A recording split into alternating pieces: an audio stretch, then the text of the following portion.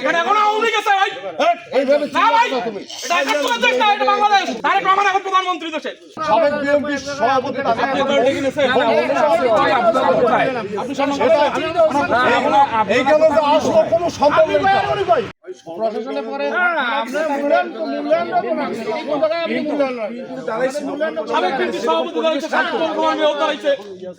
এখানে সে পরিবেশটা আপনি করতে পারেন। পরিবেশ করতে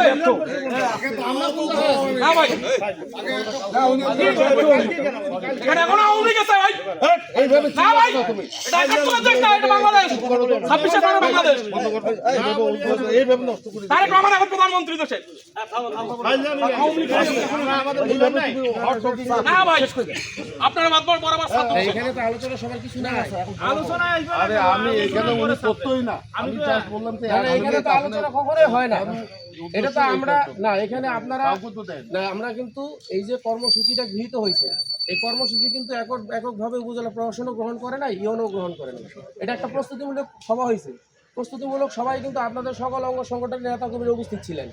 আমরা সবাইকে নিবন্ধন করছি। আপনারা কিন্তু আপনাদের মতামতের পরামর্শের ভিত্তিতেই কিন্তু আমরা এই কর্মসূচিটা গ্রহণ করছি। এখানে কিন্তু শহীদ মিনারে ফুল দেওয়া, এখানে বলা হয়েছে যে ফুল দেওয়া এবং নীরবতা পালন এবং এখানে দোয়া, এখানে কিন্তু কোনো ধরনের বক্তব্যের কিছু নাই। এখানে আলোচনা সভা তো কালকে, সেখানে আপনারা আপনাদের যারা উপস্থিত থাকবেন তারা আলোচনা বক্তব্য দিবেন। এখানে তো বক্তব্যের কিছু নাই।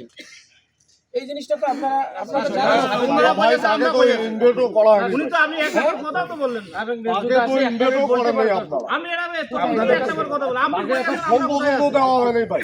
সে একটা সাবেক বিএনপি সভাপতি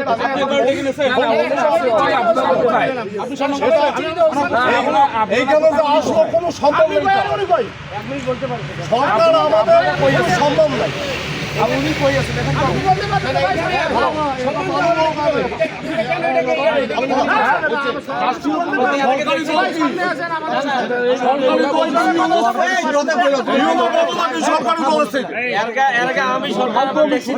উনি একটা কথা বলছেন। একজন করে কথা ভাই হইছে এখন আওয়ামী তন্ত্র আছে। তাকে একটা কোনো সেটা আসলো তাকে যে একটা সামনে উঠবে। আসসালামু আলাইকুম ওয়া রাহমাতুল্লাহ। আমরা সবাই কবর জিয়ারতের উদ্দেশ্যে ইস্তেগফার সহ সূরা ফাতিহা একবার সূরা ইখলাস তিনবার পড়ব।